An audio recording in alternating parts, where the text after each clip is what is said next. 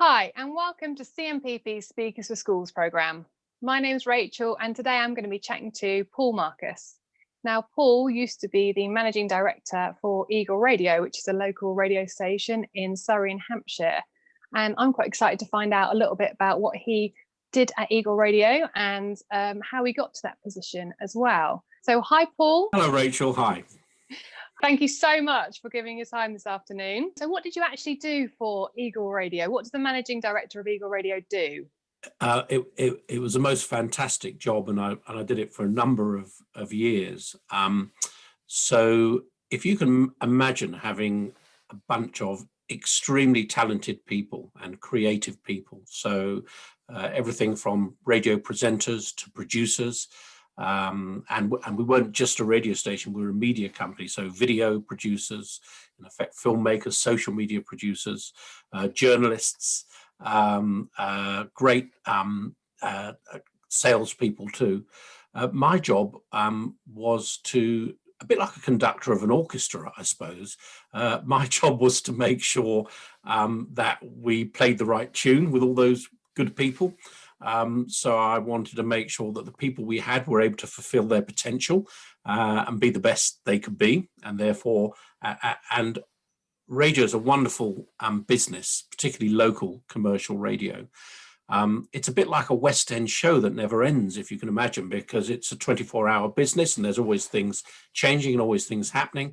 So your staff are in effect your cast, and at different times, different people are front of stage. And other times people need a bit of a breather. Occasionally someone sort of slips over and someone else needs to fill in. So my job was to support, coordinate, and plan really, so that we were as effective as a team as we could have been. Radio is a very heavily regulated industry as well, because it's such an influential medium.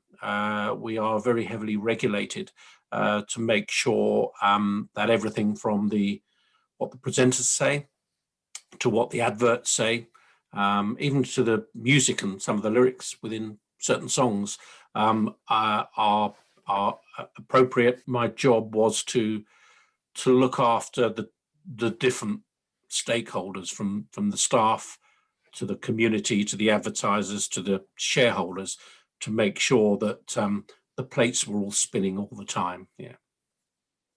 I mean, it must have been so exciting as well, working, like you say, for a radio station. I bet you got to meet some interesting people and things like that as well. Is there anybody sort of famous that you got to meet, or anyone exciting that you got to meet? Yeah, we again really fortunate, and it was partly because of the nature of our ownership, but because you're at the hub of the community, and I think it's also about relationship building, which is an important thing to bear in mind. We invested a lot of our time in building good relationship, but because we were a relatively big station, we were a regional station, we were on all the bands when they did their radio station tours. So generally, if a band was sort of on the way up or trying to get on the way back up, or had a new album or tour, they would often come in and they would do interviews. Occasionally they'd record a special version of a song that we'd have.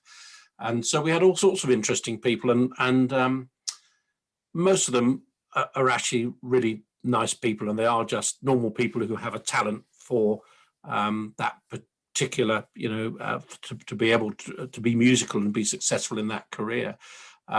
So Ollie Murs was a regular visitor, and always charming and always good with visitors who heard he was there. And he also did a couple of nice things for us, where we had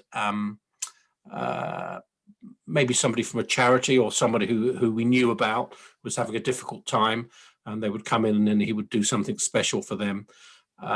We had Rag and Bone Man in, who came in and quite a character, and did a special set with us. Professor Green, several of the sort of the boy bands and the girl bands as they came through.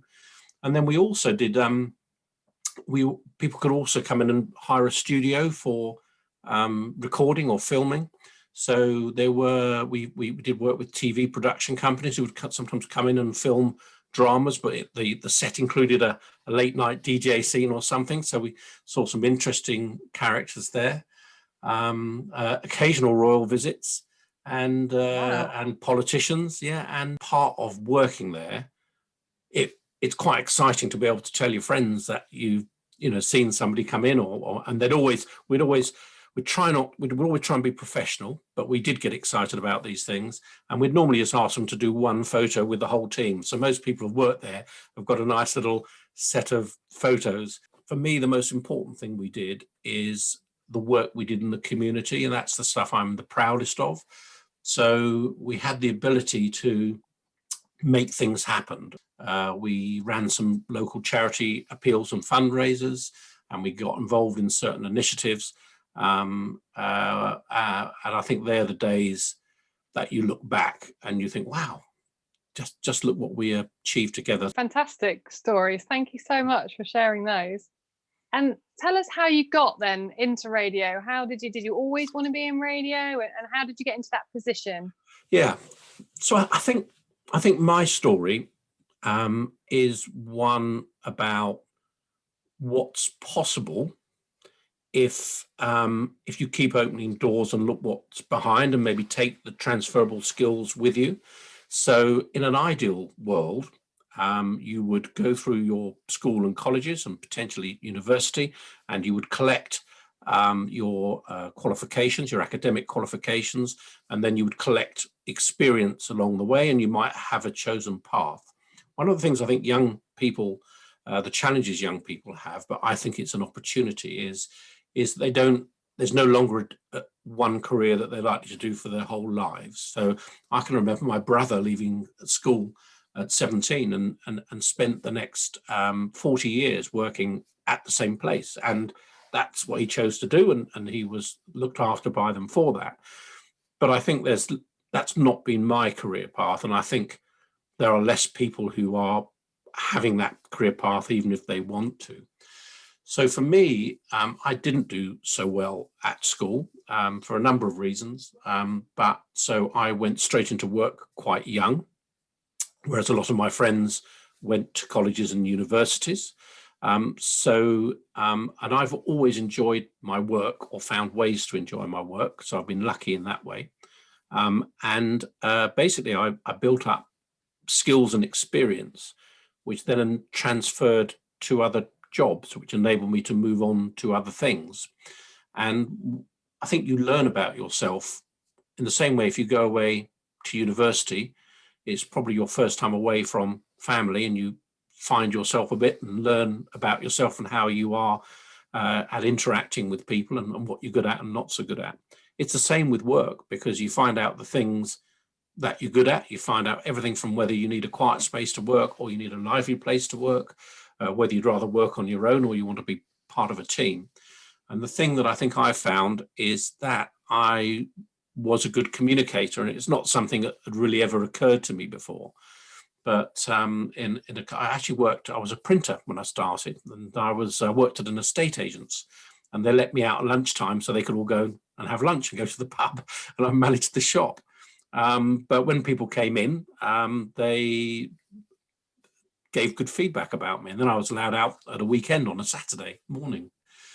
And then I found, when I was talking to people about their house move, that can be quite stressful, that when they'd spoken to me, and I'd always try, and rather than just flannel them, I would always try and find useful information, and I would always try and be succinct but thoughtful about how I said things. And that proved to be successful. So people said, actually, I like that person because they've told me what I needed, and I feel better now. So I developed those communication skills, and I thought about my relationships as well, and the people I worked with. And that sort of led me into management at quite a young age, but not in radio, again, doing different things. I worked in financial services for a building society. I worked for a couple of different companies, including estate agents. And I learned management skills quite young, so I was quite a young manager. But what it meant for me, and going back to one of your original questions, I've always loved radio. I've always been moved by, I've always enjoyed the company of radio. I enjoy music. I love the immediacy of radio. I love the fact that it kind of reflects what's happening. It can be your friend, and so it's something I've always enjoyed, but I never really could see a way into it. And then when I had become a relatively young established manager, I noticed that it was a time when a lot of new radio stations were opening up, and they were full of people who wanted to be on the radio or read the news, whereas it didn't have many people who would be involved in the business side of things.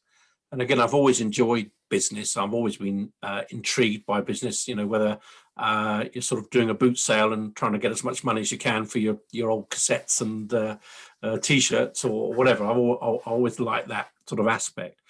And so I was able to move into the business, and I was involved in the commercial side. And again, I used those communication skills I've learned. But I was always pretty well organized and structured. And really in no time at all, what became apparent is there were lots of good people who worked in the creative industries. They didn't necessarily have many strong managers or people who that was their interest in the business of radio. So that's how I ended up being a manager of a smallish radio station, initially involved in the management team. But again, it gave me that opportunity to actually start making decisions and getting involved in that side of things. And were you quite young then when you got into that, or was that yes, a little bit? I was. So I was sort of manager of a local branch of estate agents by the time I was, I think, 21 or something, because I'd left school at 17, so I'd had 4 years. So then by the time I moved into radio, and I think at that point I would have been 30-ish, I was sort of almost, I was considered an experienced manager. I wasn't someone, I'd sort of learnt my trade. And I think the other thing I also learned very, very young is management of people. And that whilst you need to have certain standards and you need to have a certain skill set to do jobs, you're much better to find the thing people are good at and to concentrate on that and make them the best they can be at that and encourage them. And it's interesting that you sort of speak about the radio as a business as well, because I don't see it, from anyone's point of view, you sort of see it as a bit of a showbiz area, but actually it's got all of that running behind it as well. So loads of opportunities for young people to get into that sort of area as well. Have you got any advice and tips for any sort of young people that might be thinking of getting into media or thinking of getting into radio? One of the things I think is really exciting, and it is how media is changing. And I'm sure countless young people have been told by their parents to sort of spend less time on the computer. Parents don't understand, when they see them on social media or doing their podcasting and production and getting involved in those things. But those are excellent transferable skills. And I think also conversely, young people don't realize that what they have as a hobby could transform into a job. So if you enjoy audio, create a podcast with your friends and do a regular podcast, whatever it may be. Video. I mean, this is, I think, the world's changing so fast. When I was even 5 years ago, most of the time I had radio people, journalists, presenters, salespeople, accountants. Now, social media producers, video editors, graphic designers, website editors, so many different roles and skills which people are naturally using, young people, where they're way ahead of the generation in front of them, that will be so valuable to industry. So I would be urging young people, but I'd also be urging tutors and teachers and parents to think about what those transferable skills are into a workplace. I also think volunteering is essential. And again, there's so many modern volunteering opportunities. I do a lot of work with Community Matters Partnership Project, which I'm really proud of. And we do modern volunteering, but modern volunteering doesn't mean having to go to the same place every week for the rest of your life. You can turn up once and get involved in a project. And those projects can be so wide-ranging, and I think those ideas. Yeah, I think building your networks, even getting work shadowing, and then with that developing your CV. These days you can have a website. You don't just need a CV, you can get a website. So there's loads of opportunities. And what does your future hold for the time being? So you've come from Eagle Radio, you now have your own company. Just tell us a little bit about what your plans are for your future. Yeah, so my chapter with Eagle Radio came to an end, and I look back with nothing but pride on that. So basically, I'm working with organisations and helping them to develop their strategies. This is something I would just want to say to young people as well. It's really important, because what I've said is easy to say when you're a young person and you've got the pressures around you of what choices to make and what's happening. You've got other people who will have a view as well. Sometimes it is difficult to see into the horizon because you only see what's in front of you. And I would just say it'll be all right. And if it's not all right now, you'll still have time to make choices later on. So I think it's important for young people to enjoy being young, to look at the opportunities, but like I say, if you don't get it right first time, if you don't make the choice first time, there's always time ahead. Well, thank you, Paul. You've given us so many great advices and tips, and a great story to share as well. So thank you so much for your time today. You're welcome. Thank you.